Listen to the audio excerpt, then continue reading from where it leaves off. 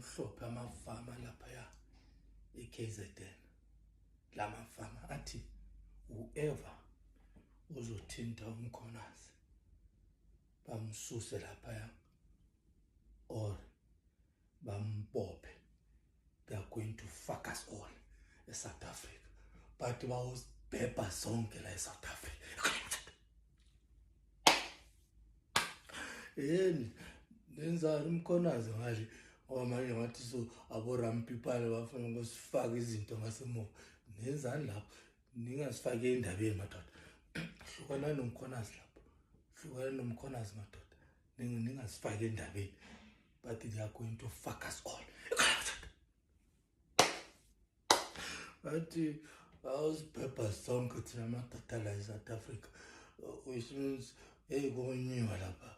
Kokhala bo Puff Daddy lapha, which means sizobhebha thina singazi ukuthi senzeni, sizogcina sithi asikisa msori, ngiyaxolisa, uxolisa wenzeni. Madoda sibhizi thina, sibhizi siyaphansi phezulu, sisupport umkhonazi ngoba uyasebenza, lo baba lo uyasebenza uphethe kanzima. Manje nani madoda nifuna usilethela corruption. Nezeni alihlukana nomkhonazi, umkhonazi ubhidi. Thatha lamamenemene la lapha hlele lapha la tshontsha, nithathe nayo cupcake lo wenu lo, ubaba lo wethu osiphethe naye nimbophe, niye kumkhonazi, umkhonazi right. But uFervuto omunye athi I'm gonna do it. I'm gonna pump them. Lawo mhlophe bathi they are going to gather together.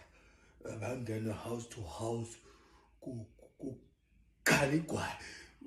Thina madoda la eSouth Africa sihlolole fanele sibaleke sohlala eMaputo lapha until umsindo lo phela ngoba bathi they are going to come house to house baphethe ioil yaka Puff Daddy babona usigrind umuntu bathi thina si corrupt sifuna ukususa umkhonazi lapha or sifuna ukumbopha nomkhonazi eKZN uyasebenza nabo they feel safe under iroof yakhe.